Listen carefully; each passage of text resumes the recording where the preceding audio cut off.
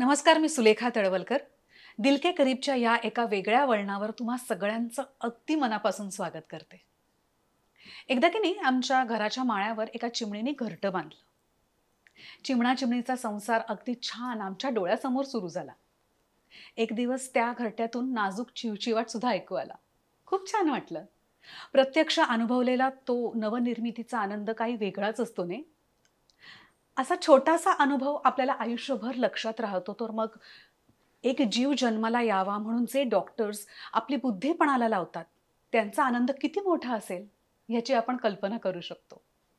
मूल व्हावं म्हणून झुरणारे अनेक जोडपी असतात. या जोडप्यांना आईबाप होण्याचा आनंद मिळवून देणारे माझे 2 डॉक्टर मित्र, डॉक्टर मुक्ता आणि डॉक्टर मोहन राऊत, यांच्याशी आज आपण मनमुराद गप्पा मारणार आहोत. नमस्कार. नमस्कार. वेलकम टू दिल के करीब, एक वेगळं वळण. थँक्यू सुलेखा. फार बरं वाटलं तुझ्या शो मध्ये येऊन. मला सुद्धा खूप बरं वाटलं. आणि वेगळं वळणमध्ये आम्ही असे वेगळे वेगळे टॉपिक्स कव्हर करतो आणि हा टॉपिक जो आहे तो माझ्या दिल के करीब आहे. कारण मूल होणं किंवा मूल न होणं I think it's a part of our life. आणि आपल्यासारखे जे लोक आहेत ज्यांना मूल सहज होऊ शकतं, त्यांना मूल न होण्याचं दुःख कळणार नाही. आणि आपल्या समाजात असे अनेक जण आहेत जे हा प्रॉब्लेम फेस करतायत. आणि मला असं वाटतं की जिथे त्यांचे सगळे प्रयत्न संपतात तेव्हा ते तुमच्याकडे येतात. म्हणजे ऑफकोर्स त्याच्याबद्दल आपण बोलूच, पण आधी तुमचं स्वागत करते मी भरपूर गिफ्ट्स देऊन. नाही, तू अगदी बरोबर म्हणाली सुलेखा की तुझे प्रोग्राम तर आम्ही पाहतोच, पण आज हा जो विषय तुम्ही सांगितलास तो आमच्या सुद्धा अगदी दिल के करीब आहे. त्यामुळे आम्हाला वाटतं आम्ही एक योग्य जागी आहोत. हो ना, हो ना, खरंय. आपली एक मैत्रीण आहे निलिमा अमित नावाची, जी एक लाईफ कोच आहे, रेकी हीलर आहे. आणि तिने खूप सुंदर पुस्तक लिहिलंय, एक आयुष्य अनेक प्रवास, आनंदी जीवनाचं रहस्य. तुमच्यासाठी भेट म्हणून पाठवलंय. अरे वा, छान. हे जर का तुमच्या मित्रमैत्रिणींना विकत घ्यायचं असेल ना, तर ते ॲमेझॉनवर अवेलेबल आहे आणि त्याची लिंक आपण डिस्क्रिप्शनमध्ये दिली आहे. छान, खूपच छान, खूप छान. आवडेल तुम्हाला वाचून बघा. नक्कीच. नक्की. अगदी. रोहन प्रकाशन आपले स्पॉन्सर्स आहेत आणि त्यांच्या क्षेत्रात जवळपास 40 वर्ष ते कार्यरत आहेत. आणि तुमच्यासाठी एक खूप छान पुस्तक पाठवले त्यांनी, mountain men Sherpa, true daredevils of the Himalayas. Umesh झिरपेंचं आहे हे पुस्तक. मस्त.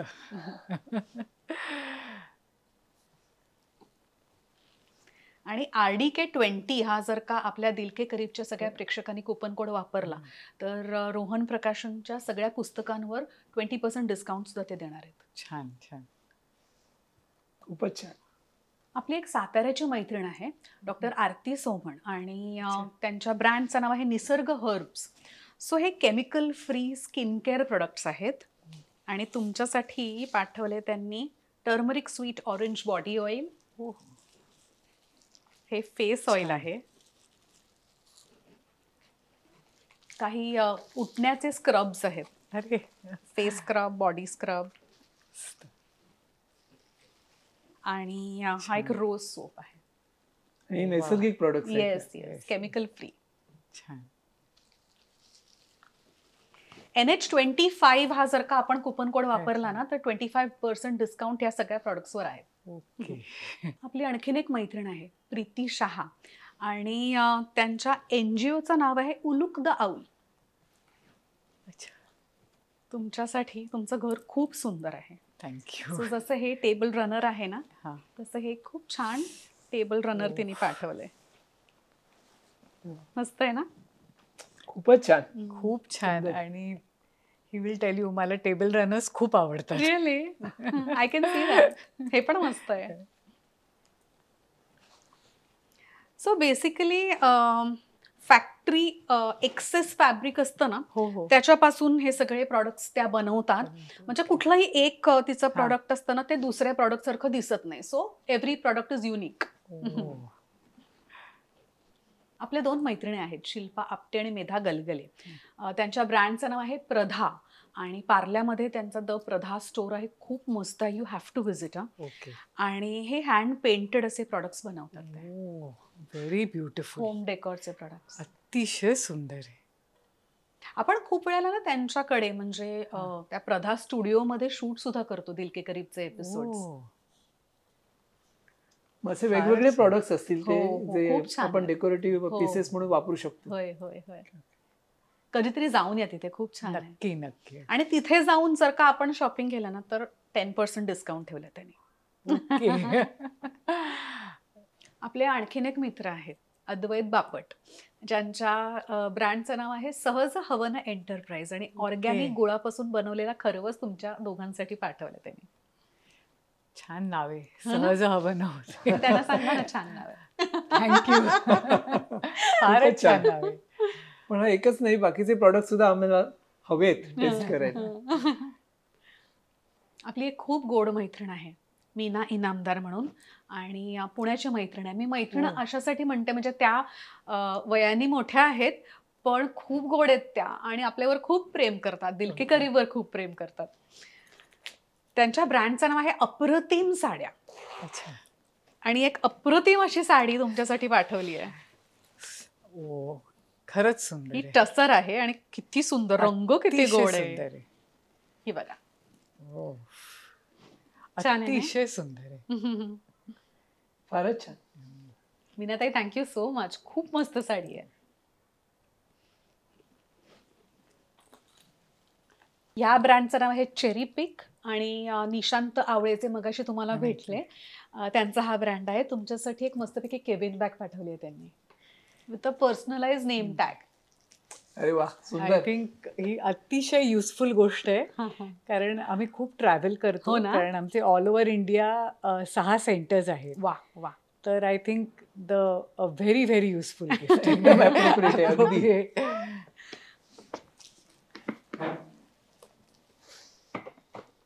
सो गप्पांना सुरुवात करूया. सो सगळ्यात आधी वेलकम टू दिल के करी वेगळं वळण. मूल होणं ही एक नैसर्गिक प्रक्रिया आहे, आणि जिथे ती थांबते तिथे तुमचं काम सुरू होतं. सो नेमकं तुमचं काम काय आहे, म्हणजे सामान्य माणसाला कसं समजावून सांगाल ते? ऍक्च्युली कसं आहे की मूल होणं ऑफकोर्स जसं तू म्हणालीस की एक नैसर्गिक प्रक्रिया आहे, आणि पण निसर्गाला पण काही मर्यादा आहेत, लिमिटेशन्स आहेत. त्यामुळे बाय डिफॉल्ट म्हणा किंवा की प्रेग्नन्सी राहायला पाहिजे आणि तसं होतं, पण सगळीच जोडपी तेवढी सुदैवी असतात असं नाही, आणि निसर्गही तेवढा पूर्ण परफेक्ट असतो असंही नाही. आणि त्यामुळे अशी परिस्थिती कधी कधी निर्माण होते की प्रयत्न करून सुद्धा प्रेग्नन्सी राहत नाही. तर अशा वेळेला ते का राहत नाही ते फाइंड आउट करणं, त्याची कारणं शोधून काढणं, आणि त्याच्यावर उपाय करणं जेणेकरून प्रेग्नन्सी राहील आणि जोडप्यांना त्याचा आनंद मिळेल. हा आमचा पहिला हे राहतो, प्रयत्न राहतो. बरोबर. पण त्याच्यातही काही जोडपी अशी राहतात की ज्यांना सगळा इलाज करून सुद्धा यश मिळत नाही. म्हणजे मग त्यांना आम्ही म्हणतो की अरे हे तर त्यांचं कारण अनएक्सप्लेन्ड आहे, अनाकलनीय आहे, आणि मग तशा जोडप्यांना बऱ्याचदा असं निसर्गावर सोडलं जातं की बरोबर ना, निसर्गावर सोडून दिलं जातं की आता काही कारण नाहीये, तुमचं नशीब आणि तुम्ही. मग अशा जोडप्यांसाठी आमची ही खास ट्रीटमेंट असते. नाही, त्याच्याकडे मी येणारच आहे, पण आधी ना IVF हे सगळ्यांनी ऐकलेलं आहे, पण मे बी सगळ्यांनाच IVF म्हणजे काय हे माहित नाहीये. तर थोडक्यात IVF म्हणजे काय हे सांगू शकाल, आणि त्यानंतर तुम्ही जे नवीन LIT बरोबर ना, ते शास्त्र काय असतं ते सांगू शकाल का? म्हणजे कसं होतं सुलेखा बघ की प्रेग्नन्सी राहण्यासाठी काही गोष्टींची आवश्यकता असते. म्हणजे एक स्त्रीबीज व्यवस्थित तयार व्हायला पाहिजे, नंतर शुक्रजंतू व्यवस्थित असायला पाहिजे, आणि स्त्रीची जनन संस्था आहे ती व्यवस्थित असायला पाहिजे. म्हणजे गर्भाशय हेल्दी असायला पाहिजे, त्याच्या दोन्ही बाजूला ज्या नळ्या असतात फॅलोपियन ट्यूब्स त्या ओपन असायला पाहिजेत. आणि तर ह्यामध्ये जर काही प्रॉब्लेम झाला तर प्रेग्नन्सी राहायला डिफिकल्टी. बरोबर बरोबर. पण काही केसेस अशा असतात की ज्याच्यामध्ये समजा जर नळ्या बंद झाल्या तर स्त्रीबीज गर्भाशयापर्यंत पोहोचूच शकत नाही आणि अशा वेळेला प्रेग्नन्सी राहण्यावरती मर्यादा येतात आणि अशा केसमध्ये असा कुठला उपाय लागतो की ज्याने गर्भधारणा होऊ शकेल आणि मग ते जे गर्भधारणा झालेलं जे बीज आहे किंवा प्रेग्नन्सी आहे, भ्रूण आहे, तो गर्भाशयात पोहोचू शकेल. तर यासाठी म्हणून जी प्रोसिजर आपण प्रक्रिया वापरतो ती IVF आहे, म्हणजे इन विट्रो फर्टिलायझेशन असं म्हणतात. आणि याच्या बरोबरीने दुसरी अनेक कारण आहेत. म्हणजे जेव्हा शुक्रजंतूंची संख्या खूप कमी असते तर त्यावेळेला सुद्धा IVF प्रोसिजरचा फायदा होतो. आणि बेसिकली IVF मध्ये केलं काय जातं तर स्त्रीबीज तयार झाल्यानंतर ते सुटू दिलं जात नाही, ते विशेष प्रोसिजरने प्रक्रियेने बाहेर काढलं जातं आणि शुक्रजंतूंशी बाहेर लॅबोरेटरीमध्ये प्रयोगशाळेत मिलन घडवून आणलं जातं आणि गर्भधारणा होते. हा गर्भ मग काही दिवस वाढतो, मग तो आयदर त्यानंतर गर्भाशयात डायरेक्ट सोडला जातो किंवा तो फ्रीज करून ठेवला जातो आणि एक काही कालावधीनंतर जेव्हा परिस्थिती व्यवस्थित योग्य असेल गर्भाशयामधली त्यावेळी आतमध्ये सोडला जातो आणि त्यामुळे प्रेग्नन्सी राहू शकते. सो मे बी जिथे IVF ही फेल होतं तिथे तुमचं जे शास्त्र आहे, हे नवीन शास्त्र, ते उपयोगी पडतंय असं मला कळलं. सो ते काय आहे? सो आमचं जे शास्त्र आहे त्याला रिप्रोडक्टिव्ह इम्युनॉलॉजी असं म्हणतात. अच्छा. म्हणजे कुठलाही जो गर्भ असतो तो 50% आईकडून असतो आणि 50% वडिलांकडून असतो. कधी काही लोक डोनर एग घेतात, मग तिथे तो 100% आईच्या शरीरापेक्षा वेगळा असतो. आणि आपली बॉडी काहीही फॉरेन वस्तू ऍक्सेप्ट करत नाही. बरोबर. म्हणजे कुठलं इन्फेक्शन झालं ते आपल्या बॉडीपेक्षा वेगळं प्रोटीन असतं, त्यामुळे आपली इम्युन सिस्टम असते, म्हणजे रोगप्रतिकार शक्ती, ती त्या फॉरेन प्रोटीनला डिस्ट्रॉय करते, शरीरातून टाकून देण्याचा प्रत्येक प्रयत्न करते.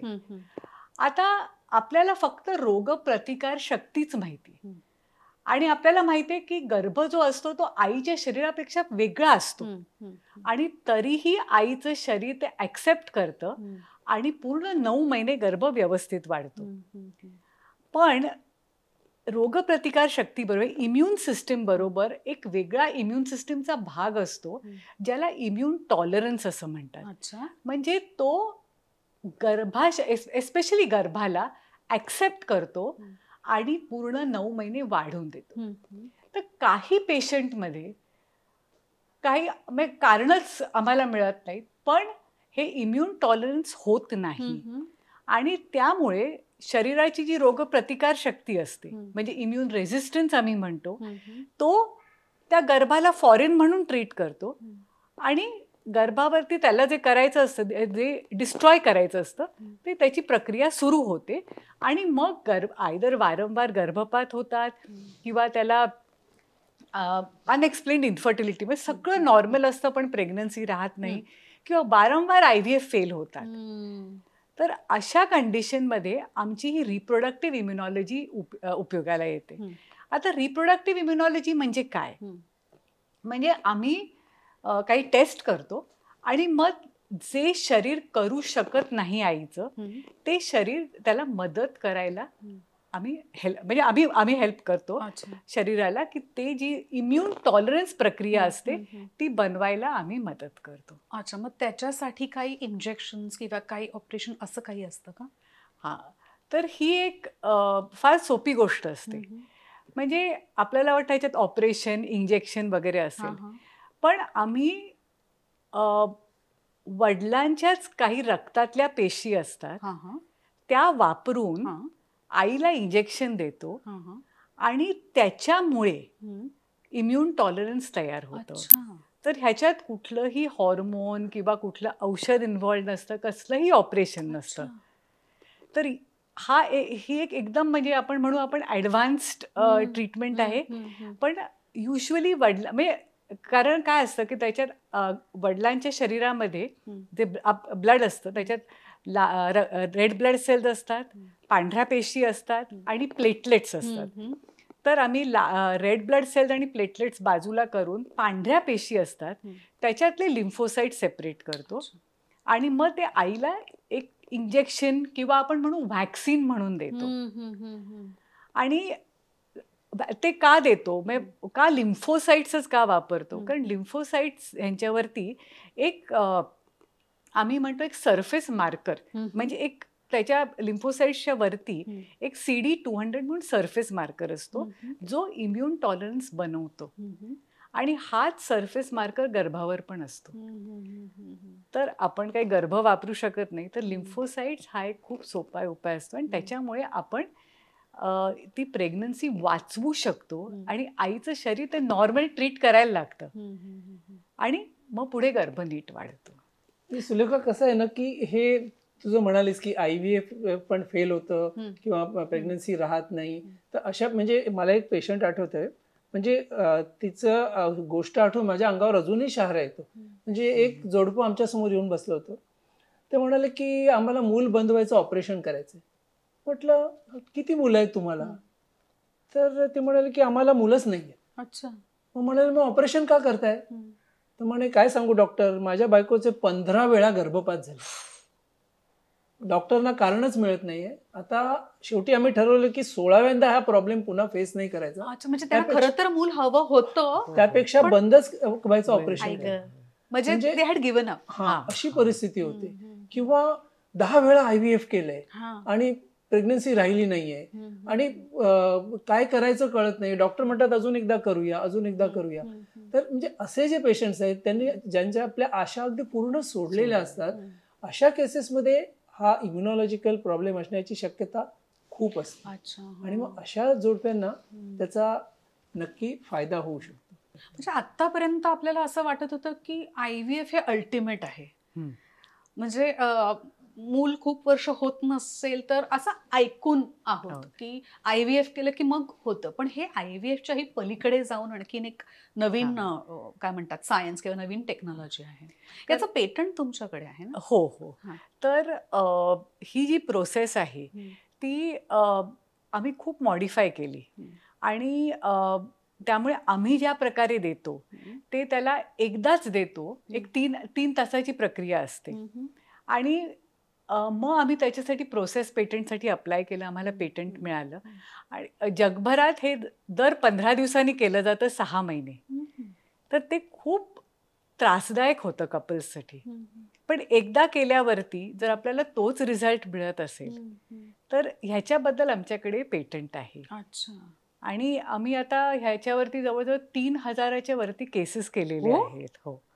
म्हणजे हे किती वर्षापूर्वी तुम्ही चालू केलं? म्हणजे तसं तर या फील्डमध्ये आम्ही जवळ 30 वर्षापासून अधिक वर्ष काम करतोय. मीच किती वर्ष येते तुमच्याकडे.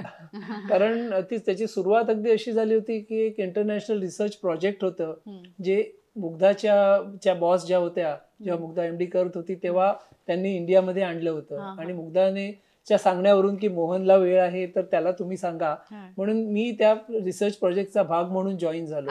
मग आम्ही ही प्रोसिजर तिथे करत होतो दुसऱ्या हॉस्पिटलमध्ये. आणि जेव्हा ते हॉस्पिटल बंद झालं, जेव्हा सेंटर बंद झालं, तेव्हा आम्ही दोघांनी हे स्वतः आपल्या सेंटरमध्ये करायचं ठरवलं आणि 10 वर्षापूर्वी आम्ही आमचं स्वतःचं सेंटर सुरू केलं. आणि मग त्यानंतर त्यात बरेच बदल केले, पेटंटसाठी अप्लाय केलं, बरेच सेंटर्स काढले, त्यावर आम्ही एक पुस्तकही लिहिलंय, एक इंटरनॅशनल बुक आम्ही लिहिलं. हे त्या विषयावरचं पहिलं पुस्तक आहे. अच्छा, काय नाव त्याचं? Lymphocyte immunization therapy in reproductive failures, a new horizon म्हणून आहे. आणि आम्ही दोघंही त्याचे ऑथर्स आहोत. हे बुक लॉन्च आम्ही जेव्हा केलं होतं तर त्यावेळेला हे एक आमच्यातर्फे सगळ्यांना गिफ्ट दिली होती. आणि आता सेंटर्स ऑल ओव्हर इंडिया 6 आहेत? 6 आहेत. हो. म्हणजे आमचं मुंबई हे मेन सेंटर आहे आणि मग आम्ही नागपूरला सुरू केलं, पुण्याला सुरू केलं आणि दिल्ली, हैदराबाद आणि बँगलोर अशी वेगवेगळी सेंटर सुरू केली आणि आता लवकरच वाराणसी आणि आउट ऑफ इंडिया पण सुरू करतोय. पण त्याला अजून परमिशन्स वगैरे सगळी बाकी आहेत, म्हणून आता 6 सेंटर्स ऑपरेशनल आहेत आमचे. अच्छा अच्छा. सो ह्याला रिस्पॉन्स जसा मेट्रो सिटीजमध्ये असेल किंवा मुंबईमध्ये असेल तसंच बाहेर सुद्धा आहे का? प्रचंड ऍक्च्युअली हा प्रॉब्लेमच सुलेखा इतका मोठा आहे ना, म्हणजे तुला एक साधारण मी स्टॅटिस्टिक्स सांगतो. मगाशी तेच म्हणा, आपल्याला कळणार नाही, हा. कारण पण ह्या वेदना काय असतात ते जिला मूल होत नाहीये. एक्झॅक्टली, म्हणजे आता हा प्रॉब्लेम इतका मोठा आहे म्हणजे की इमॅजिन कर 5% जोडपी, जे सगळी जी रिप्रोडक्टिव्ह एज मधली जी कपल्स आहेत त्यापैकी 5% जोडप्यांना हा प्रकारचा मिसकॅरेजेसचा प्रॉब्लेम आहे. किंवा जे IVF करतात त्याच्या 10% केसेसमध्ये ते वारंवार होतो आणि कारण कळत नाही. म्हणजे एवढी सगळी आहेत. आणि आमच्या 10 वर्षाचा अनुभव असा आहे की आमच्याकडे येणारे पेशंट देशाच्या कोनाकोपऱ्यातून, म्हणजे अगदी कानाकोपऱ्यातून येत आहेत, लहानशा गावातून येत आहेत, मोठ्या शहरातून येतात. आणि म्हणजे प्रचंड मोठा प्रॉब्लेम आहे. आणि तू म्हणालीस तसं की मूल होणं ही एवढी एक मोठी छान गोष्ट आहे, आणि ते न होणं किंवा कधी कधी हातातोंडाशी आलेला घास जाणं, म्हणजे गर्भ राहणं आणि गर्भपात होणं, हे तर अधिकच म्हणजे ट्रोमॅटिक होतं अगदी. म्हणजे पण जर का एखाद्या पेशंटला, म्हणजे एखाद्या बाईला मूल होत नसेल तर त्याला आपण काय म्हणू शकतो? शारीरिक व्यंग? किंवा ते टाळण्यासाठी काही आपण करू शकतो का? म्हणजे ती मुलगी लहान असल्यापासून काही मे बी डिसिप्लिन किंवा डाएट किंवा असं काही करू शकतो का? डिसिप्लिन आणि डाएट नक्की आहे. म्हणजे आम्ही बेसिकली दोघंही जण स्त्रीरोग तज्ज्ञ आहोत, आणि त्याच्यानंतर मग आम्ही क्लिनिकल रिप्रोडक्टिव्ह इम्युनॉलॉजी केलं. पण ॲज स्त्रीरोग तज्ज्ञ असणं, म्हणजे मुलगी जेव्हा लहान असते, मुलगी किंवा मुलगा, तर तेव्हापासून, लहान असल्यापासून खाण्यापिण्यावर, शारीरिक व्यायाम, हे इन्फेक्शन टाळणं हे अतिशय महत्त्वाचं असतं.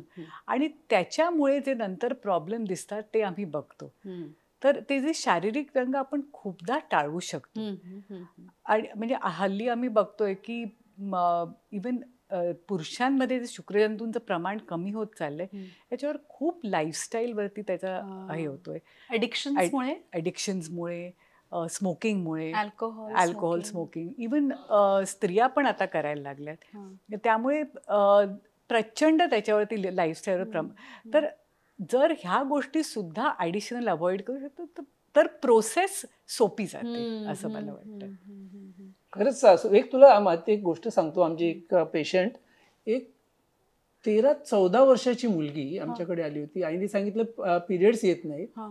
तिचं वजन किती असेल? 110 किलो. 110 किलो वजन. खाते काय? सगळं जंक फूड खाते. आणि म्हणजे खाण्याच्या सवयी नाही. तिची सुरुवात बटाटा वड्यांनी व्हायला पाहिजे सकाळी. अच्छा. ओ. म्हणजे खाण्याच्या सवयी बरोबर नाहीत, एक्सरसाइज नाही, त्यामुळे वजन वाढतं. मग तिचं ब्लड प्रेशर वाढलेलं होतं 13 वर्षाच्या मुलीचं. अच्छा. आणि म्हणून पाळी येत. आणि मग अशा जर ह्या मुली जेव्हा पुढे वयात येतील तर त्यांना डेफिनेटली हा प्रॉब्लेम होणार. म्हणजे जी मुग्धा म्हणाली की लाईफस्टाईलच्या दृष्टीने हे जे आहे ते अतिशय महत्त्वाचं. कधी कधी मुलांच्या लक्षात येत नाही, आई वडिलांची पण जबाबदारी आहे ती पाहण्याची, पण it is a preventable thing. तू म्हणालीस ते बरोबर आहे. बऱ्याचशा गोष्टी आपण प्रिव्हेंट करू शकतो की ज्याने हे वंध्यत्वाचा प्रॉब्लेम बऱ्याच अंशी टाळता येऊ शकतो. आणि म्हणजे दुसऱ्या काही गोष्टी आहेत ज्या म्हणजे इन्फेक्शन, जसं मुग्धा म्हणाली, म्हणजे कधी कधी सेक्शुअल रिलेशन्स लग्नाआधी असणं किंवा यंग एज मध्ये असणं विदाऊट प्रिकॉशन्स, अशा मुलींना इन्फेक्शन, पेल्विक इन्फेक्शन होण्याचे चान्सेस असतात, ज्याने ट्यूब्स बंद होऊन जातात.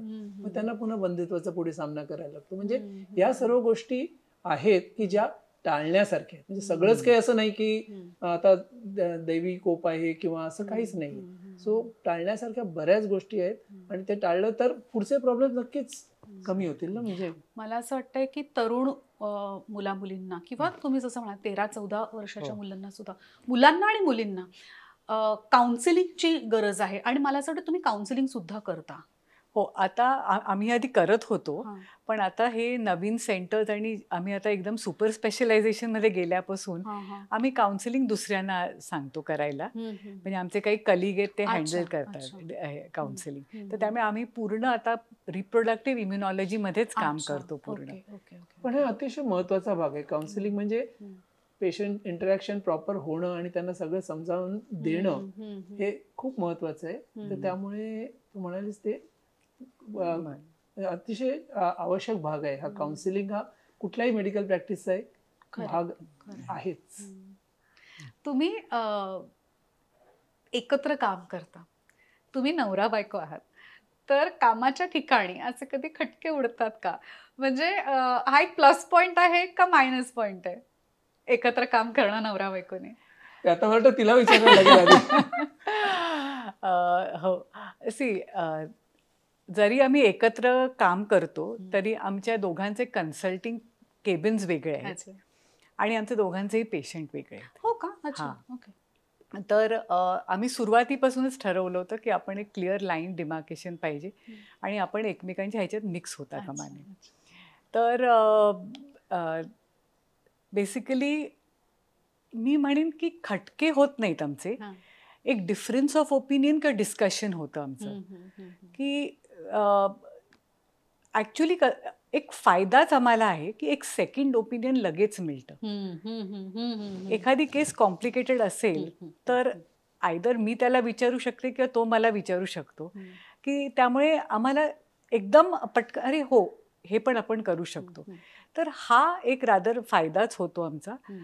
तर असं आम्हाला तरी आता एवढे वर्षाच्या प्रॅक्टिसमध्ये आमचे कधीही खटके असे उडाले नाहीये. हम्म, हम्म, हम्म. नाही, मी सांगतोय त्याचं कारण मी सांगतो. ऍक्च्युली आम्ही MBBS पासून एकाच मेडिकल कॉलेजमध्ये होतो. ती मला ज्युनियर होती, अच्छा. पण म्हणजे शिक्षण एक साधारण सेम संस्थेत झालं. हां. त्यानंतर मला गायनेकॉलॉजीची आवड होती म्हणून मी गायनेक घेतलं.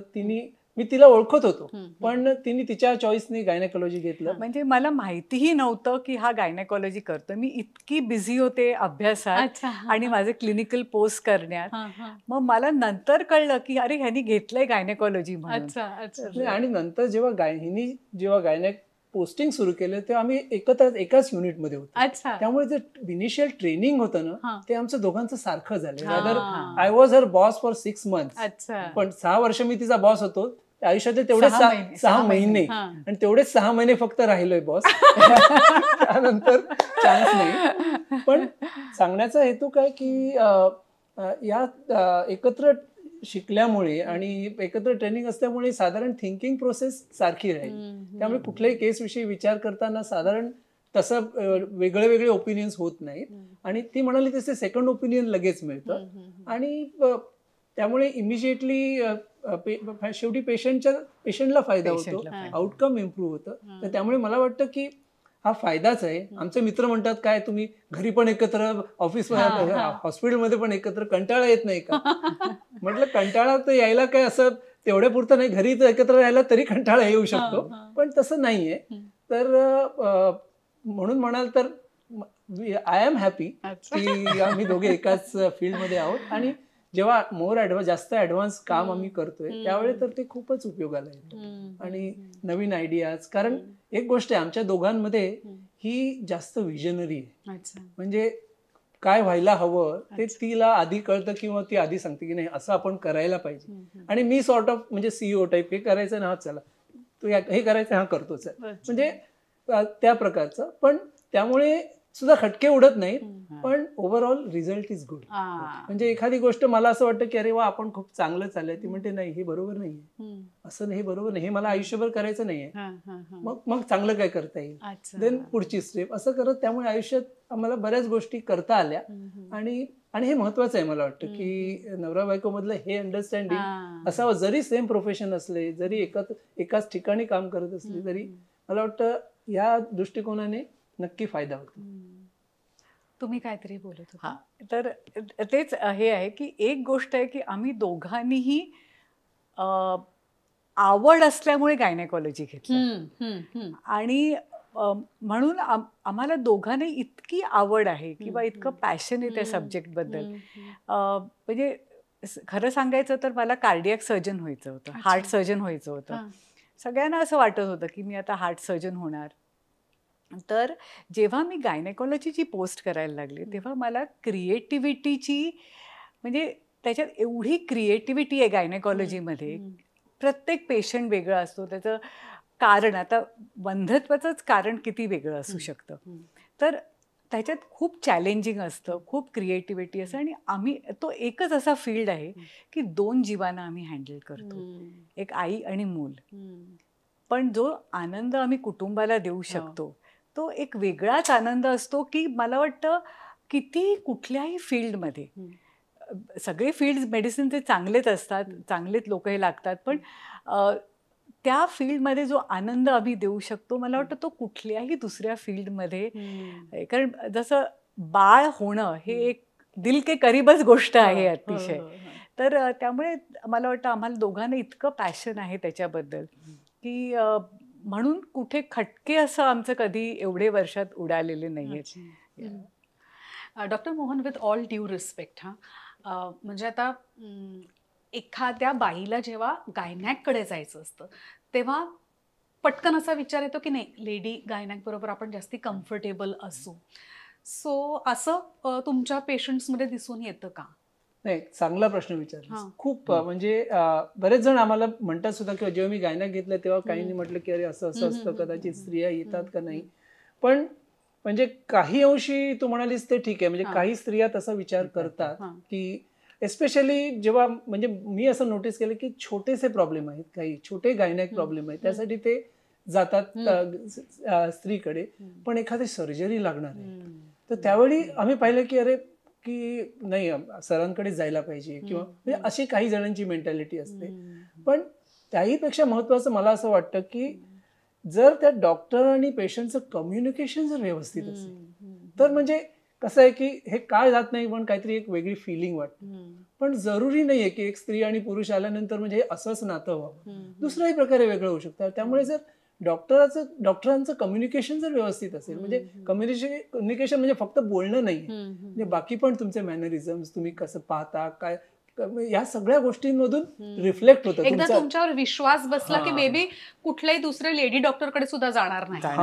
म्हणजे ऍक्च्युअली कधी कधी असंच होतं की हिचे पेशंट म्हणतात सरांकडे जायचं नाही, माझे पेशंट म्हणतात हिच्या मॅडमकडे नको. म्हणजे असं पण कधी कधी मी जर नसेन क्लिनिकमध्ये तर ते म्हणतात सर आहेत का, आम्ही सरांना दाखवून घेतो. म्हणजे त्यांना कधी असं संकोच वाटत नाही की सरांना दाखवायचं का नाही दाखवायचं. तर त्यामुळे आम्ही तसं अनुभवलं नाही जास्त. काही ठिकाणी देशाच्या काही भागामध्ये आहे तसं, म्हणजे की स्त्रियाच गायनेकोलॉजिस्ट जास्त आहेत वगैरे. पण देशातले टॉप किंवा जगातले top gynaecologist usually are males. म्हणजे मे बी स्त्रियांना दुसऱ्या जबाबदाऱ्या असतात, मी असं म्हणत नाही, ते कुठल्याही प्रमाणात कमी नाही आहेत, पण त्या दुसऱ्या इतक्या जबाबदाऱ्या सांभाळतात की कदाचित ते एक स्वतःहूनच एक थोडीशी पडती बाजू घेतात आणि दुसऱ्याला पुढे जाऊ देतात. हे पण मी पर्सनल अनुभवावरून सांगतोय. त्यांना प्रेग्नन्सी मधून जावं लागतं, त्यावेळी मोठा सेटबॅक असतो. म्हणजे आता हे सगळं मानण्यावरती आहे, म्हणजे कारण असेही डॉक्टर आहेत की ते म्हणतात की मला प्रेग्नन्सी नको. असंही ऐकलंय की सरोगसी करून घेते मी, कारण मला तेवढा वेळ नाहीये 9 महिने हे करायला, त्यापेक्षा मी सरोगसी करू, असे करून घेतलेले डॉक्टर आहेत. म्हणजे असंही असू शकतं. पण ओव्हरऑल माझ्या मते हे जर कम्युनिकेशन व्यवस्थित असेल तर इतका प्रॉब्लेम होत नाही. तुम्ही जो विषय हाताळताय ना तो खूप सेन्सिटिव्ह आहे. ओके, सो तुम्हाला जसं मी मगाशी म्हणलं काउन्सिल सुद्धा करायला लागतं तुमच्या पेशंट्सना. आणि तुमच्याकडे पेशंट आल्यापासून ते तिला गर्भ राहिल्यापासून ते तिची डिलिव्हरी होईपर्यंत तुम्ही प्रत्येक टप्प्यावरती तिला भेटता, किंवा तिच्या नवऱ्याला सुद्धा, तिच्या कुटुंबाला सुद्धा. सो एक कुठल्या तरी प्रकारचं नातं डेव्हलप होतं का, आणि एक आपुलकी वाटू लागते का? म्हणजे त्यांना वाटणं खूप साहजिक आहे, म्हणजे आम्हाला डॉक्टरांबद्दल वाटणं खूप साहजिक आहे, कारण आमच्यासाठी डॉक्टर हा देव असतो. पण तुम्हाला सेम होतं का? आमच्या ट्रेनिंगमध्ये असं शिकवलेलं असतं की कम्युनिकेशन पेशंट बरोबर खूप चांगलं पाहिजे, काउन्सिलिंग पाहिजे, पण आम्हाला डिसोसिएट करणं फार इम्पॉर्टंट असतं. तर ऑफकोर्स आमचे काही चांगले मित्रही होतात पेशंट, पण डिसोसिएट करणं फार इम्पॉर्टंट असतं.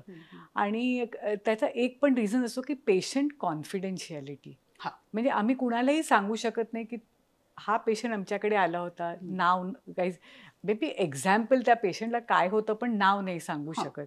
त्यामुळे अशा ह्याच्यात आम्ही पूर्णपणे वेगळं राहतो आणि डिसोसिएट करतो. म्हणजे सुरुवातीपासून आमच्या ट्रेनिंगमध्ये शिकवलेलं होतं की डिसोसिएशन थोडं ठेवणं अतिशय इम्पॉर्टंट असतं.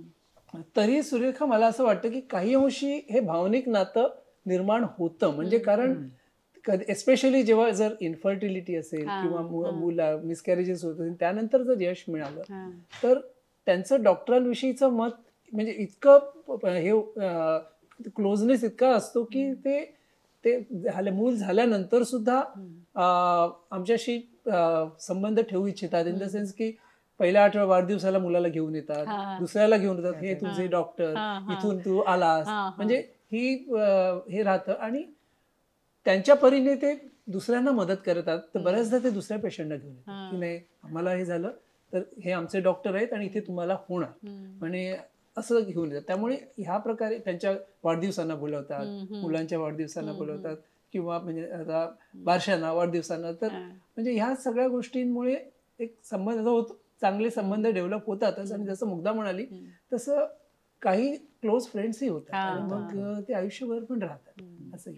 मला एक जेन्युइन प्रश्न पडला होता, कारण जेव्हा माझा मोठा मुलगा झाला होता तेव्हा तो 7व्या महिन्यात झाला होता, प्रीमॅच्युअर बेबी होता, तेव्हा खूप वीक होता आणि त्याला he was kept under photo therapy.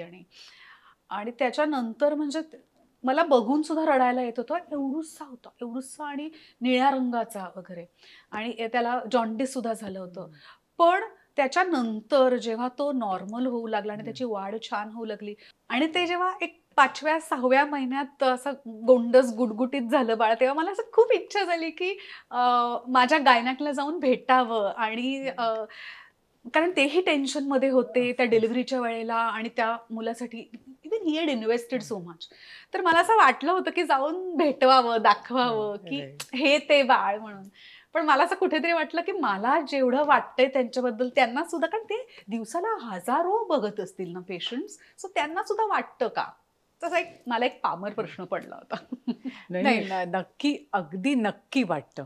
Especially असे जे प्रीटर्म डिलिव्हरीज वगैरे होतात तर त्यांचा बराच फॉलोअप पण असतो. तर त्यामुळे ते बाळ हेल्दी झालं हे सुद्धा आम्हाला बघायला जो आनंद होतो तो एक वेगळाच आनंद असतो की अरे हे एवढंसं बाळ होतं. म्हणजे एक मला अजून आठवतं, एक पेशंट म्हणायची, तुम्ही म्हणायचात माझं 1.25 किलोचं बाळ आहे हा, आणि आता बघा कसं झालंय ते. सो तो जो, आणि आम्हाला लक्षात असतं ते की अरे 750 ग्रॅम्स होतं फक्त. तर ते आता मूल कसं झालंय, काय करतंय, मोठं झाल्यावर काय करतंय, ह्याच्यात नक्की आनंद असतो आणि आमच्या लक्षातही राहतं. कारण काही काही पेशंट असतात ते खरंच म्हणजे असं तू म्हणालीस तसं प्रीटर्म असतात, ते खूपच लक्षात राहतात. प्रीटर्म वरून मला आठवलं, एक गोव्याहून पेशंट आले होते आणि इथे भाड्याने राहिले होते ट्रीटमेंटसाठी म्हणून, रेंटल राहिले होते. त्यांना 4 वेळा मिसकॅरेजेस झाले होते IVF ट्रीटमेंट करून, आणि नंतर जे राहिलं ते तिळं राहिलं, ट्रिपलेट.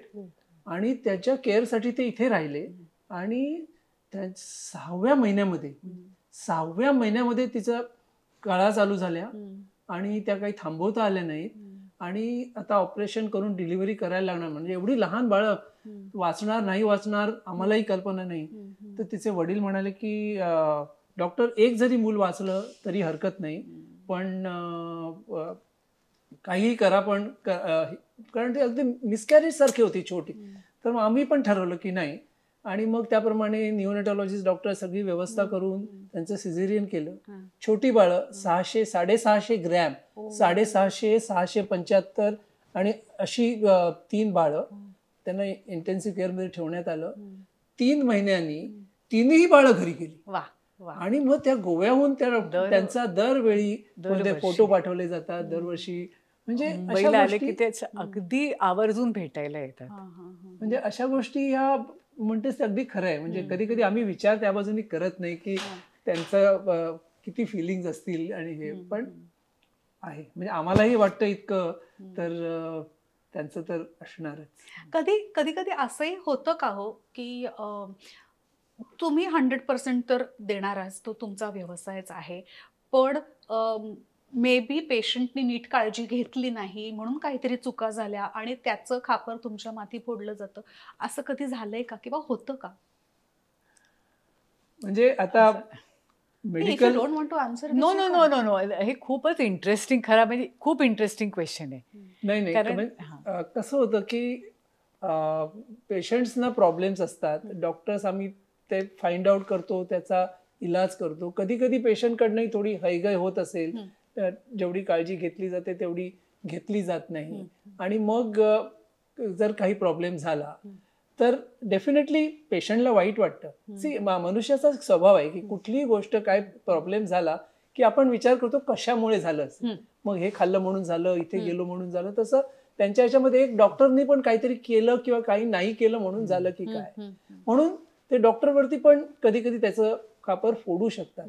पण मला वाटतं की हे काही अंशी ठीक आहे, पण एक महत्वाची गोष्ट मी सांगतो तुला इथे की जर डॉक्टर आणि पेशंटचं जर कम्युनिकेशन व्यवस्थित असेल, म्हणजे ह्या तुमच्या केसेसमध्ये हे प्रॉब्लेम्स होऊ शकतात, हे झालं तर असं होऊ शकतं, हे जर सगळं त्यांना माहिती असेल तर म्हणजे असंही झालेलं की पेशंटने आम्हाला सांगितलं आता मला हे होणार, हा प्रॉब्लेम तुम्ही सांगितलं होतं, असं झालं म्हणजे असं होणार, म्हणजे त्यामुळे ते खापर डॉक्टरवर जात नाही, पेशंटना कळतं की. त्यामुळे हे जर कम्युनिकेशन व्यवस्थित असेल तर म्हणजे डॉक्टरला ब्लेम केलं जात नाही. आणि बऱ्याचदा आपण पाहतो की डॉक्टरांवरती हे असं होतं, हल्ले होतात, हे होतात, तर डॉक्टरांची चूक नसतेही, पण मी म्हणेन की कधी कधी काही अंशी ही चूक एक राहिली असेल की त्यांना योग्य प्रकारे कम्युनिकेट केलं गेलं. सो हे खूप महत्वाचं आहे. बट अदरवाईज येस, की डॉक्टरांना अशा केसेस होतात की डॉक्टर तुझ्यामुळे हे झालं, असं होतं, पण आम्ही फार कमी वेळा हे पाहिलंय, किंवा म्हणजे मला तर आठवत नाही की असं काही की ज्याच्यामुळे आम्हाला कुठे लपून राहायला लागलं किंवा पळून जायला लागलं. म्हणजे अगदी सांगतो, कारण काही होतं हल्ली. मी डॉक्टर मुग्धाची इतकी वर्ष पेशंट आहे, म्हणजे अगदी काहीही होत असेल ना तरी सुद्धा मी त्यांना फोन करते आणि त्यांच्या एका हॅलोनी सुद्धा मला बरं वाटतं. सो जे तुम्ही म्हणता ते ॲब्सोल्युटली बरोबर आहे की कम्युनिकेशन इज द की. आणखी आता सुलेखा जसं तू म्हणालीस त्यामध्ये पेशंट आणि डॉक्टर यांच्यामधलं जे विश्वासाचं नातं आहे ते पण अतिशय महत्वाचं आहे. म्हणजे बऱ्याचदा आम्ही असं पाहिलंय की जे पेशंट्स डॉक्टरांवर विश्वास ठेवून येतात आणि त्यानंतर त्याप्रमाणे ट्रीटमेंट करतात, त्यांना यश सुद्धा मिळतं. म्हणजे अशा कितीतरी उदाहरण आहेत. असं एक असं जोडपं आलं होतं, बऱ्याच वर्ष त्यांना मूल नव्हतं, तर आणि मग त्यांचं आम्ही इन्व्हेस्टिगेशन्स केली, ट्रीटमेंट केली आणि ती राहिली प्रेग्नंट. तर त्यांना म्हटलं अभिनंदन तुमचं, कॉंग्रॅच्युलेशन्स. तर म्हणाले की मला माहिती होतं, म्हणे पहिल्याच दिवशी आम्ही आलो तेव्हाच आम्हाला माहिती होतं, इथून आम्ही उतरलो तेव्हा कळलं की आमचं काम इकडे होणार. म्हटलं असं का तुम्हाला वाटलं? नाही म्हणे ती आम्हाला तिथे एक फिलिंग आली. आणि आणखी एक त्यांनी गोष्ट सांगितली, म्हणजे की ते म्हणलं की तुम्ही मला ह्या अमुक एक नावाने हाक मारली. म्हटलं हा ठीक आहे, मग त्यात मोठं काय? तर म्हणाले की नाही, मी तुम्हाला सांगितलं नव्हतं माझं हे नाव आहे ते. तर मग म्हणाले नाही सांगितलं असेल. तर म्हणाले नाही, मग कारण माझं तुम्ही ज्या मला नावाने हाक मारली ते माझं खरं नाव नाहीये, माझं खरं नाव दुसरं आहे, आणि आमचे जे गुरु आहेत ते मला त्या नावाने हाक मारतात, आणि तुम्ही मला त्या नावाने हाक मारलं म्हणजे गुरु तुमच्या पाठीशी आहे, आणि म्हणून आता मला कळलं की तुम्ही मला नक्की यशस्वी होणार. आणि त्या ट्रस्टनी तो माणूस गेला. त्याची बायको गरोदर राहिली. त्यांचा एक काही संप्रदाय होता, त्याच्यामधले पेशंट्स त्यांनी पाठवले आणि जवळजवळ सगळ्यांना त्याच्यामधून यश मिळालं. आणि सगळे, कारण ते विश्वासाने यायचे, इथे आलं की होणार. म्हणजे मी सांगण्याचा अर्थ विश्वास ठेवला आणि पॉझिटिव्हिटी अर्ध काम होतं त्याने. म्हणजे हे जे विश्वास, ट्रस्ट आहे, खूप महत्वाचं आहे. आणि उलट सुद्धा पाहिलंय आम्ही की ज्यांचा कोणा डॉक्टरवर विश्वास नसतो, हे तुम्ही बरोबर करताय नाही, जे 25 डॉक्टरांना भेटून आलेले असतात त्यांना प्रॉब्लेम सुद्धा होतो. म्हणजे यश मिळायला पण, कारण ते ट्रीटमेंट करत नाहीत, अर्धवट करतात, त्यामुळे वेळ लागतो. त्यामुळे ते असं होतं. नाही, पण तुम्ही म्हणताय ते अगदी बरोबर आहे. ही एक गोष्ट म्हणजे मी पर्सनली तुम्हा दोघांबद्दल बघितली की तुम्ही इतकं छान काळजी घेता की परकेपणाची ती, म्हणजे ते एक काय म्हणतात, एक दरी असते बघा ना डॉक्टर आणि पेशंट मध्ये, ती तुम्ही ठेवत नाही. सो मला असं वाटतं त्याच्यामुळे जास्ती आपुलकी वाटते पेशंट्सना, त्याच्यामुळे पॉझिटिव्हिटी येते, त्याच्यामुळे ट्रस्ट निर्माण होतो. तुम्ही एवढ्या केसेस हँडल केल्यात आणि एवढे छान रिझल्ट देता, पण एखादी अशी अपयशाची सुद्धा केस असेल का? आणि मग ते अपयश कसं घेता तुम्ही किंवा कसं हँडल करता? आता आम्ही जे रिप्रोडक्टिव्ह इम्युनॉलॉजीचा भाग करतो त्याच्यात आमच्याकडे IVF फेल झालेले असतात किंवा खूप मिसकॅरेजेस होऊन आलेलेच असतात पेशंट. तर जरी आम्ही 75 to 80% सक्सेस देतो, तरी एक भाग असतो मोठा की जो आम्ही नाही करू शकत. कारण शेवटी म्हटलं तर सगळं देवाच्या हातात असतं. आणि आम्ही पेशंटना हे पण सांगतो की आम्ही देव नाही, आपण आपल्याला 75 to 80% सक्सेस मिळू शकतं. तर आता ज्यांना मिळत नाही त्यांना माहिती असतं आधी की आपल्याला we may or may not succeed. पण आम्ही असं दोघं असं बघतो की ह्या पेशंटचं फेल झालं तर ह्याच्या पुढे आणखी आपल्याला काही रिसर्च करता येईल का. आणि अशा पेशंटना आम्ही जास्त वेळ देतो, जास्त त्यांना आम्ही त्यांच्याशी कम्युनिकेशनमध्ये असतो, किंवा काही नवीन आम्ही शिकलो काही झालं तर त्यांना आवर्जून फोन करून सांगतो की मे बी आपण हे आता पण एक लास्ट आहे ते आपण ट्राय करून बघूया. सो आणि पेशंट येतातही. तर असं आम्हाला वाटतं की जे अपयश येतं ते लुक ॲट इट की आपल्या त्याच्यातून काही शिकता येईल का, ह्याच्यासाठी काही रिसर्चचा विषय आहे का हा, की आपल्याला नवीन रिसर्च करता येईल का, की जर एवढ्या पेशंटमध्ये सक्सेस होतो तर एवढ्या 25% पेशंटना का होत नाही. तो तर असा जर विचार केला, कारण मी जसं म्हटलं आपण देव नाही, आपण जे सायन्स शिकवतं तेच आपण करू शकतो, पण तरी सुद्धा जर आपण आणखी रिसर्च करू शकलो तर मे बी आपल्याला आणखी उलगडा होईल. नाही, अगदी बरोबर. म्हणजे मुग्धा म्हणाली की त्याच्यातून अपयश का आलं ते फाइंड आउट करून आपण त्यांना मदत करू शकतोच. पण एक महत्वाची गोष्ट अजूनही असं मला वाटतं की जेव्हा आता अपयश तर येणार आहे, काही 100% कुठल्याही गोष्ट मेडिकल ट्रीटमेंट 100% नाही, पण जेव्हा आपण जेन्युइनली आम्ही प्रयत्न करतो पेशंटसाठी, पेशंटना पण ते कळतं की बाबा ह्या डॉक्टरनी आमच्यासाठी खूप केलंय आणि तरीही नाही झालंय. तर त्यामुळे बऱ्याचदा ब्लेम नसतो की बाबा तुमच्यामुळे झालं की तुम्ही केलं नाही. काही काही जण म्हणतात तुम्ही सांगितलं होतं चांगलं होणार, झालं नाही, पण इतक्यावर असतं की असं त्याच्या पुढे नाही जात. पण कारण असंही होतं की एकदा पेशंटला जर वाटलं की डॉक्टरने आपल्यासाठी खूप केलंय, तर असंही होतं, खूप रेग्युलरली होतं की ते पेशंट जाऊन दुसऱ्या 5 पेशंटना घेऊन येतात, सांगतात की माझ्या नशिबात नव्हतं, तुम्ही खूप केलं माझ्यासाठी, पण ह्यांना तुम्ही नक्की मदत करा, आय थिंक त्यांना नक्की फायदा. म्हणजे अपयश हे नेहमी वाईट प्रकारेच घ्यायला पाहिजे असं नाहीये, पॉझिटिव्हली ते घेता येतं. जर तुम्ही जेन्युइनली जर तुम्ही त्या पेशंटसाठी करत असाल तर पेशंटना कळतं ते, असं मला वाटतं. मूल न होणं कितीही म्हणजे आपला समाज पुढे गेला असला तरी सुद्धा हा एक सामाजिक कलंक मानला जातो. Correct me if I am wrong. तर हे तुम्हाला तुमच्या पेशंट्समध्ये दिसतं का? पूर्वी ह्याचं खूप आम्हाला दिसायचं सामाजिक कलंक. पेशंट येऊन रडायचे आणि आम्ही खूप गोष्टी ऐकायचो. नक्की आम्हाला वाटतं की आता बदल होत चाललाय. आणि एक असं की सगळे पेशंट एक म्हणतात हा मुंबईत काही फरक नाही पडत, पण तुम्हाला गावात माहित नाही काय होतं ते. तर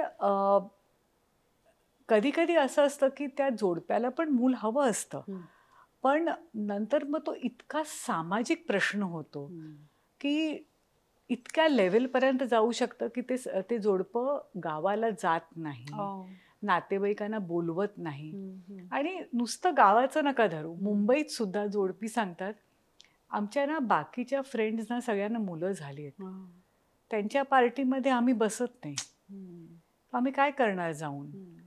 तर हा जो एक प्रकार झालाय तो कुठेतरी मला वाटतं मूल होणं फार महत्वाचं आहे, पण त्याला इतकं महत्त्व देऊ नये की कुणाचं आयुष्य त्याच्यामुळे, की कारण आपण म्हणतो जसं सोशल लाईफ पण माणसाला महत्वाचं असतं, असं करू नये की त्याच्यामुळे त्याला समाजापासून दूर ठेवलं पण पाहिजे. किती जण अशी असतात की त्यांना खरोखरच मूल हवंय म्हणून ते येतात, आणि किती जण अशी आहेत जी हे समाज जे टोचून बोलतो किंवा त्यांना असं लेफ्ट आउट वाटतं, किंवा कोणी बायकांना एस्पेशली बोलतं म्हणून येतात. नाही, म्हणजे आता आहेत की ज्यांना स्वतःहून हवंय असेही आहेत, पण मी सांगेन मे बी 50-50 असतील कदाचित. आणि म्हणजे कसं की डायरेक्टली असं खूप त्रास असं म्हणता येत नाही, पण म्हणजे घरचे विचारतायत की आता अजून 2 वर्ष झाली, काय करताय का तुम्ही, कॉन्ट्रासेप्शन वापरताय, म्हणजे अशा प्रकारे होतं. म्हणजे हे इमिजिएट घरातलं होतं. ऍक्च्युली हा एक पर्सनल प्रश्न आहे, पण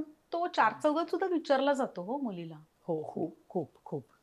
म्हणजे आय थिंक स्पेशली जेव्हा स्त्रियांचे काही समारंभ असतात, हम्म, समजा एकत्र हम्म, स्त्रिया आल्या किंवा कुठल्याही समारंभात, हम्म, काही स्त्रिया तोच प्रश्न पहिले हो. विचारतात की मग आता कधी बातमी देत आहे हम्म, किंवा कधी हे पेढे देत आहे. आणि मग हम्म. ते बऱ्याचदा मग प्रॉब्लेम तो प्रश्न पॉझिटिव्हली विचारला गेला असला तरी सुद्धा त्या बाईला खूप खूप लागतं. लागतं एक्झॅक्टली.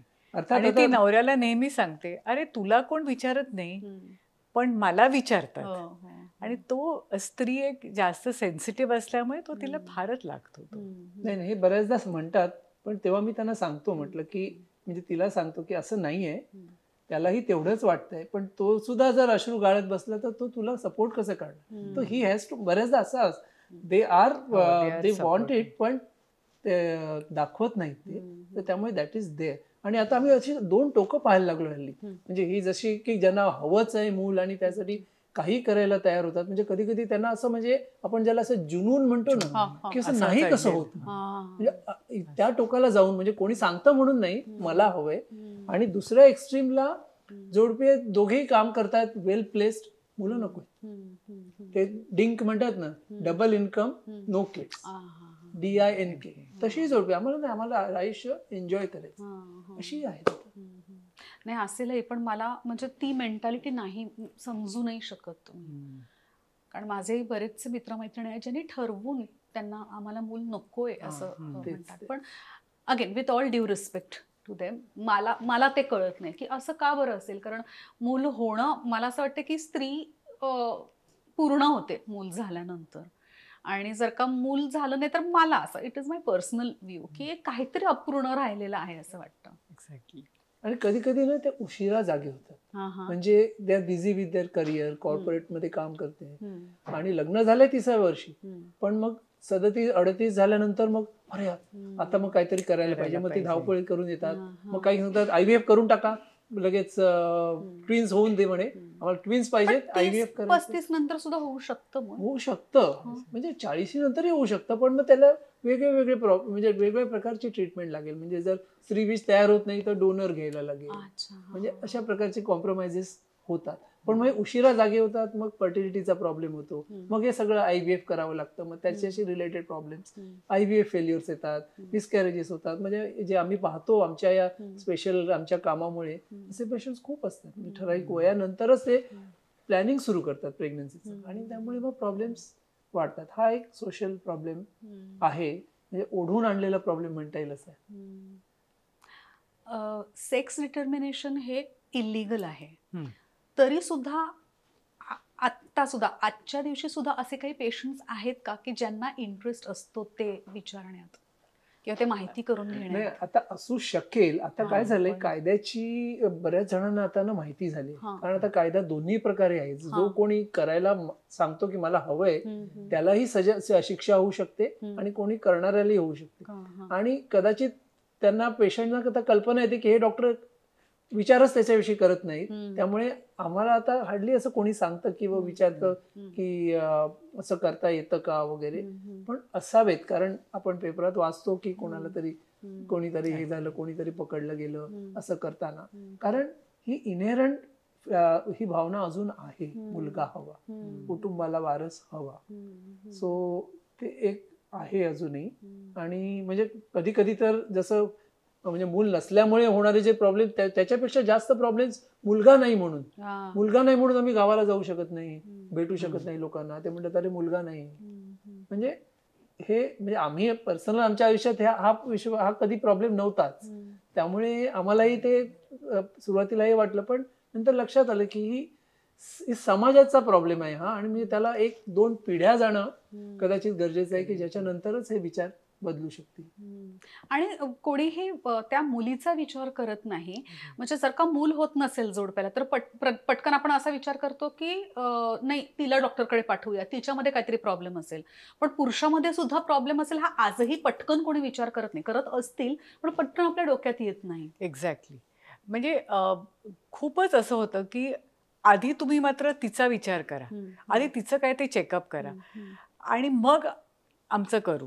किंवा जर सासू आली असेल, माझ्या मुलामध्ये काही दोष नाहीये, आणि ते तयारच नसतात. म्हणजे 3 महिने ट्रीटमेंट करतात, आणि तयारच नसतात की शक्यच नाही, असं कसं शक्य होईल. पण आता थोडा थोडा बदल, मी म्हणेन 10 ते 20% बदल व्हायला लागलाय, की नवरा म्हणतो माझी पण टेस्ट करून घ्या. अच्छा. तर पण ते दोघे एकटे येतात तेव्हा. फॅमिली बरोबर आम्ही कधी अजून बघितलं नाहीये की नवरा ओपनली आई समोर किंवा म्हणेल की माझं करा म्हणून. म्हणजे अशी एक पेशंट आली होती की ती प्रेग्नंट होती, काही वर्षांपूर्वीची गोष्ट. प्रेग्नंट होती, चांगली नॉर्मल. तर तिचं दुसरं लग्न होतं. तर पहिला नवऱ्याला मूल नाही म्हणून मला सोडून दिलं म्हणजे. आणि त्यांनी दुसरं लग्न केलं, त्याला अजूनही मूल नाहीये. आणि म्हटलं मग कोणी सांगितलं नाही, कारण तयार नाही म्हणे चेक करायला. सॅड ना. तुम्हाला 2 मुली आहेत ना? हो. किती मोठ्या आहेत आता मुली? मोठी मुलगी 29 वर्षाची आहे. अच्छा. ती वकील आहे. अच्छा. आणि धाकटी मुलगी 22 वर्षाची आहे. ती you can say data scientist आहे. अच्छा. आणि मॉलिक्युलर बायोलॉजी आणि जेनेटिक्स केलं नाही. बरं. आणि तिने UC बर्कलीमधून केलं आणि तिथे ती आता कॅलिफोर्नियाला जॉब करते. अच्छा. आणि मोठ्या मुलीनी नॅशनल लॉ स्कूल बँगलोर म्हणून तिथे you can say Asia's top college आहे, त्याच्यातून लॉ केलं. मग तिने केम्ब्रिजमधून LLM केलं. अच्छा. आणि तिचं लग्न झालंय मोठ्या मुलीचं. अच्छा. नवरा पण लॉयर आहे. अरे वा. बरं बरं बरं. वा. पण मग तुम्ही एवढं जे एक्सपॅन्ड केलंय दोघांनी मिळून, ते तुमच्या म्हणजे मुलांनी बघावं असं तुम्हाला वाटलं का कधी? ते तर सोडून दे सुरेखा, डॉक्टरने आम्हाला 2 मुली कशा ह्याच्यावर पण प्रश्न येतात माहितीये ना. म्हणजे तुम्ही दोघेही गायनेकोलॉजिस्ट आणि 2 मुली तुम्हाला इश्शा असंही विचारतात. हा. म्हणजे म्हटलं त्याच्यामध्ये म्हणजे गमतीदार गोष्ट सांगतो. आमची दुसऱ्या मुलीचा जेव्हा जन्म झाला हा. आमच्याच हॉस्पिटलमध्ये, हा. तर तेव्हा दुसरी पेशंटची सासू भेटायला आली आम्हाला, अगदी सुतकी चेहऱ्याने. अय्यो. आणि म्हणाली की असू दे अय्यो. पुढच्या वेळी नक्की मुलगा होईल म्हणे. म्हटलं चान्स नाही आता. तर म्हणजे असं ते होतं. तर त्यामुळे तो भाग एक. आणि डॉक्टर नाही म्हटल्यावर तर अजून, अरे पहिली जेव्हा मुलगी लॉयर झाली त्यामुळे आता तू काळजी करू नका, तुमची दुसरी आहे तिला डॉक्टर डॉक्टर तो म्हटलं नाही, तिला जे काही करायचं ती करेल. मग आता दोघी नाही, मग आता तुम्ही एवढं कशाला करताय तुम्ही एवढं. म्हटलं आम्ही त्यांच्यासाठी नाही करत आहोत, पण आम्ही जे करतोय ते कोणासाठी करतोय ते एक आमची एक तर पॅशन आहे. आणि ज्यांना मदत होते तो आनंद एक वेगळा आहे. तुम्हाला ज्याच्यामुळे एवढा आनंद मिळतोय आणि तुम्ही हा आनंद लोकांना देऊ शकताय, त्या थेरपी बद्दल थोडक्यात पुन्हा एकदा सांगू शकाल का? नक्कीच, किती वेळा विचारलं तरी सांगेन. तर बेसिकली जसं डॉक्टर मुग्धाने सांगितलं की हा एक शास्त्र आहे, त्याला रिप्रोडक्टिव्ह इम्युनॉलॉजी म्हणतात. आणि ही जी ट्रीटमेंट आहे त्याला लिम्फोसाइट इम्युनायझेशन थेरपी म्हणजे LIT असं म्हणतात. आणि म्हणजे जसं नावात लिम्फोसाइट ज्या पांढऱ्या पेशी आहेत ज्याचा आपल्या इम्युन सिस्टीमशी संबंध असतो. आणि ही ट्रीटमेंट आम्ही ज्यांना वारंवार गर्भपात होतात, वारंवार IVF मध्ये अपयश येतं किंवा वंध्यत्व येतं ज्याचं काही कारण नसतं, अशा जोडप्यांसाठी त्याचा उपयोग होतो. आणि कारण ह्या केसेसमध्ये त्याचं कारण इम्युनॉलॉजिकल असतं. जसं मुग्धाने सांगितलं की प्रेग्नन्सीच्या विरुद्धच इम्युनॉलॉजिकल रिॲक्शन होते आणि त्यामुळे त्याची वाढ थांबते. कारण अदरवाईज जे प्रेग्नन्सीला नैसर्गिक संरक्षण जे असतं, जे संरक्षक अँटीबॉडीजमुळे मिळतं, ते या केसेसमध्ये नसतं. आणि मग ते मिळवून देण्यासाठी ही ट्रीटमेंट केली जाते की ज्याच्यामध्ये नवऱ्याच्या रक्तातल्या पांढऱ्या ज्या लिम्फोसाइट पेशींचं इंजेक्शन बायकोला दिलं जातं. ही एकदाच केली जाते प्रोसिजर, एक 3 तासाची असते. आणि त्यानंतर मग साधारण 4 आठवड्यानंतर ते प्रेग्नन्सी प्लॅन करतात. आणि याचा परिणाम जवळजवळ 1.5 वर्षापर्यंत असतो. आणि म्हणजे सांगण्याची गोष्ट अशी की जवळजवळ 80% जोडप्यांना ज्यांना हा प्रॉब्लेम आहे त्यांना ह्या ट्रीटमेंटने सक्सेसफुल म्हणजे यशस्वी प्रेग्नन्सी राहू शकते आणि बाळ होतं. सो त्यामुळे ह्या आमच्या मते की ही जी विशेष ट्रीटमेंट आहे ती जास्तीत जास्त लोकांपर्यंत जावी, जास्तीत जास्त अशा जोडप्यांना त्याचा फायदा व्हावा, म्हणून आम्ही याच्यामध्ये अजूनही कार्यरत आहोत. आणि आमची 6 सेंटर्स आहेत जसं मुग्धाने सांगितलं. अजूनही 3-4 अजूनही आता लवकरच आम्ही सुरू करतोय, परदेशातही सुरू करतोय. तर त्यामुळे मुली बरोबर त्या आमच्या बरोबर कायम राहतील. पण ह्या व्यवसायामध्ये आम्ही आमचं काम करू, अजूनही आम्ही धडधाकट आहोत. मला वाटतं मला ते विचारायचं होतं तुम्हाला की म्हणजे तुम्हा दोघांकडे बघून, एस्पेशली डॉक्टरांकडे, डॉक्टर मोहनकडे बघून असं वाटतं की 40शीत वगैरे आहात तुम्ही. तुमचं वय काय आहे? माहित नाही का खरंच? आताच गेल्या जून मध्ये मी 60 वर्ष पूर्ण केली. खरंच खरंच वाटत नाही डॉक्टर. म्हणजे मला सुद्धा गेल्या वेळेला कळलं जेव्हा तुम्ही नाटकाला आला होता हो. तेव्हा आय थिंक वाढदिवस होता, 60वा वाढदिवस का असं काहीतरी होतं ना. हो. बरोबर. पण टचूट अजिबात वाटत नाही. त्यासाठी काय करता तुम्ही? 100% श्रेय इकडे. नाही म्हणजे आपल्या या हेल्थ, चांगल्या हेल्थसाठी खाणं, आपण काय खातो ते आवश्यक आहे आणि एक्सरसाइज आवश्यक आहे. आणि दोन्ही याच्यावरती कंट्रोल इथून आहे. तर त्यामुळे नाही म्हणजे आम्ही दोघेही या बाबतीमध्ये थोडे पर्टिक्युलर आहोत. आणि त्यामुळे आणि काही अंशी मे बी देवाच्या कृपेने म्हणा की आतापर्यंत तरी ठीक चाललंय. कारण आम्हाला वाटतं काम आपण करू शकतो जर आपल्याकडे हेल्थ. बरोबर. नाहीतर मग काम आपलं थांबू शकेल. त्यामुळे थोडं आम्ही जास्त पर्टिक्युलर, कारण एवढ्या 6 सेंटर्स हे मला तुम्ही अडून मला सांगता नाही नाही नाही, तुमचं एवढं काम करायची आमची नाहीये क्षमताही नाही, 12 तास काम करणं क्षमता नाहीये. नाही मला माहिती आहे, मी स्वतःकडे म्हणजे हेल्थकडे लक्ष देत नाही, म्हणून मला वाटलं की तुम्ही जरा. आणि मी तुला नेहमी सांगत असते, सुलेखा तू हेल्थकडे बघ, तू आधी हेल्थकडे बघ, तू वॉक कर. पण बेसिकली आम्हाला दोघांनी वाटतं, कारण 6 सेंटर्स मॅनेज करणं म्हणजे पेशंट अपॉइंटमेंटनी येतात, आमचं सगळं ऑनलाईन कन्सल्टेशन होतं, मग त्यांचे ब्लड टेस्ट होतात, मग ते अपॉइंटमेंटनी आम्ही फिक्स करतो आणि एका पर्टिक्युलर दिवशी आम्हाला तिथे जायला लागतं. तर अशा वेळेला मग आपली हेल्थ मेंटेन करणं फार महत्त्वाचं असतं. म्हणून आम्ही दोघं जरा थोडं पर्टिक्युलर आहोत.